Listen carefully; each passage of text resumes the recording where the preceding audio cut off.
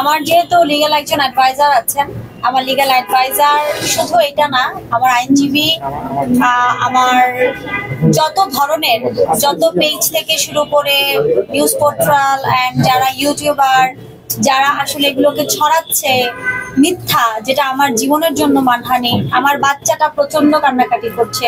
আমি সেদিন অনেক বড় একটা অ্যাটেম্প নিয়ে নিয়েছিলাম, আল্লাহ মাফ করুক। আমি আসলে নিজে মেন্টালি সিক হয়ে গেছি। এবং তারপর আমার ফ্যামিলি, আমার আত্মীয় স্বজন, দেশের বাইরে থেকে, ঢাকার বিভিন্ন জায়গা থেকে সকলেই ফোন দিচ্ছে। এই যে সামাজিকভাবে আমার মানহানি, এই সমস্ত কিছুর জন্য আমরা স্টেপ বাই স্টেপ আমি এখন লিগেলি যাব। আচ্ছা, আমি লিগেল আইন যেটা বলবে, আইনের ধারাতে যেটা আছে ঠিক সেই ধারাতেই আমি হাঁটবো। এখন ওইটা যে আমার কথা না, সেটা আইনগত ভাবেই আমি প্রমাণ করি। আপু আরেকটা প্রশ্ন, সেটা হচ্ছে কি আপনি বলেছিলেন যে আসলে যে যখন আমরা দেখেছি যে হুজুররা বাইতুল মুকাররমের সামনে দাঁড়িয়েছে। আরেকটা কথা বলি যে আপনারা খেয়াল করে দেখবেন, যার নাম বলেছেন, যে ভিডিওটা প্রকাশ করেছে, তারও কিন্তু ভিউ অনেক বেশি হচ্ছে।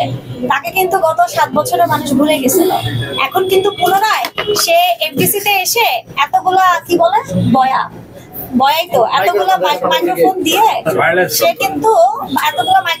সে কিন্তু ইন্টারভিউ দিচ্ছে একের পর এক, এবং তার পেজে দেখবেন সুন্দর করে তার গান আপলোড হচ্ছে। তার মানে কি, এটা একটা ভিউ বাণিজ্য। আপু আপনি কি বলতে চাচ্ছেন যে আপনার জনপ্রিয়তা কাজে লাগায় তারা কাজে লাগাচ্ছে তাদের? আমার নাম বর্ষা চৌধুরী খারাপ, এটা লিখলেও ভিউ হবে মিলিয়ন।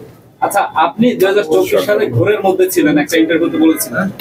2025 সালেও কি সেই ঘোরে আছেন? ওই যে এটা অ্যাটেম্পটা করতে যাচ্ছিলেন, ওইটা কি? না, ওইদিন আমার ফ্লাই করার কথা ছিল। ওই তৎক্ষণাৎ আমার কাছে একটা লিংক আসে। আপনারা ভাইরা তো সবাই আমার সাথে আছেন। লিংক আসে, সেখানে আমার মেয়েকে খুব বাজেভাবে এক্সপোজ করা হয়, আমার 9 বছরের মেয়ে। তো ওই জিনিসটা মা হিসেবে আমি নিতে পারি নাই। এবং সর্বোপরি দেখা গেছে কি, যে আমি সবসময় সব মেয়েদের আইডল হয়ে বেঁচেছি, আমি আইকন হয়ে বেঁচেছি। আমাকে প্রত্যেকটা নারী উদ্যোক্তা থেকে শুরু করে সবাই আমাকে ভালোবাসার জায়গা থেকে খুব ভালোবাসে। সেই আমাকে একটা চক্র মিলে সবার কাছে এইভাবে প্রেজেন্ট করছে। একটা মানুষের আসলে দিন শেষে টাকাটাই অর্জন না, তার সম্মানটা অনেক কিছু। সেই সম্মানের কিছুই কিন্তু আমার রাখে নাই। যখন আমি দেখলাম জিনিসগুলা বাড়তেছে, আমার কাছে মনে হয়েছে যে আমার আসলে পৃথিবীতে বেঁচে থাকার অধিকার নাই, কারণ আমার সম্মানটা নাই। তো আপনাদের বুঝতে হবে, যে মেয়েটাকে আপনারাই দেখেছেন হাজার হাজার মেয়েরা আইডল হিসেবে নেয়, যুদ্ধের পর যুদ্ধ করে ফাইট করে বেঁচে আছি, সেই মেয়েটাকে ধিক্কার দিচ্ছে। তার কারণে বিভিন্ন জায়গা থেকে বিভিন্ন ভাবে সে, গতকালকে দেখলাম একটা জায়গায় বলেছে আমার নামে 7টা মামলা। কোথায় ভাই আমার নামে 7টা মামলা? আরেক জায়গায় দেখলাম বলতেছে যে আমার 8টা-10টা বিয়ে। কোথায় ভাই? আমাকে 8টা-10টা বিয়ে প্রমাণ দিতে হবে, 8টা-10টা নিকানামা দিতে হবে, ডিভোর্স নামা দিতে হবে। আমি কোথায় 8টা-10টা বিয়ে করলাম? এই বিষয়গুলো আমি নিতে পারিনি মানসিক ভাবে। সরি, কয়টা বিয়ে করছেন?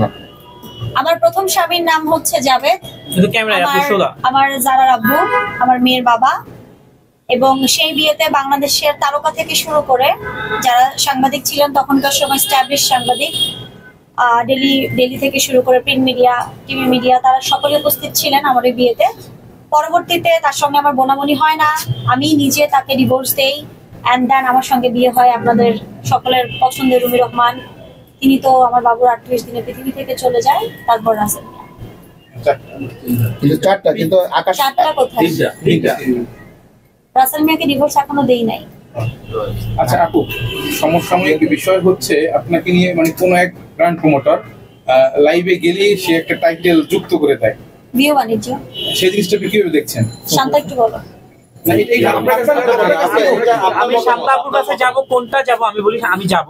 এটা হচ্ছে, শুনেন, এখন খেয়াল করে দেখবেন, সে যখন লাইভে যাচ্ছে তার নরমাল ভিউ হয় 100, 200, 230। আপনারা একটু দেখেন, আমার কথা না, এটা আপনাদেরকে আমি ছেড়ে দিলাম।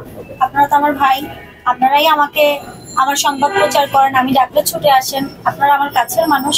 খেয়াল করে দেখেন, যখন ক্যাপশনটা আমাকে ঘিরে হয় তখন তার ভিউটা কত হয়। এটা হচ্ছে ভিউর একটা স্ট্যান্ড বাজে, আর কিছুই না। আচ্ছা আপু, আমরা যেটা বলতেছিলাম যে আসলে সে একটা স্ট্যাটাসে বলেছিল যে কোনো একটা অ্যাওয়ার্ড নাকি আপনি ভাগিয়ে নিতে চাইছিলেন যে টিএ তাইবকে উদ্দেশ্য করে? জিনিসটা আসলে একটু খোলাসা করতেন। আচ্ছা আচ্ছা, এটা আমরা আইনগত বিষয়গুলো আমরা খুঁটিনাটি বিষয়গুলো দেখছি। আর একটা বিষয় আপনাদের সহদয় অবগতির জন্য একটা বলছি, সেটা হলো যে একটা জিনিস সবারই মনে আমরা জানি, সেটা হলো বিশ্বের সবচেয়ে বড় ষড়যন্ত্রের নাম হলো আপনার যে যন্ত্র, সেটা হলো ষড়যন্ত্র। এই যন্ত্রের কোনো ট্রিগার থাকে না, কোনো এক্সপায়ার কোনো ডেট থাকে না। আর মামলাকে যদি কেউ ব্যক্তি স্বার্থে আইনকে ব্যবহার করে, সেটা আইন কখনো প্রশ্রয় দেয় না। আর আমাদের বিষয়গুলো যেহেতু দুইটা মামলাই আজকে দায়ের হয়েছে, একে অপরের পক্ষে পরস্পরের বিরুদ্ধে মামলা করেছে, মামলাটা বর্তমানে তদন্তাধীন আছে। তদন্তাধীন বিষয় নিয়ে কোনো এইরকম কোনো বিষয় নিয়ে কথা না বলাটাই ভালো বলে আমরা সকলেই মনে করি। আমরা ওই পর্যন্তই থাকি। একটা প্রশ্ন কিছুদিন আগে সানি রহমান নামে মাহমুদ সানি সঙ্গীত শিল্পী একটি ভয়েস ক্লিপ প্রকাশ করেছিলেন এবং আপনি দাবি করেছিলেন যে এটা এআই দিয়ে মেক করা। সেই বিরুদ্ধে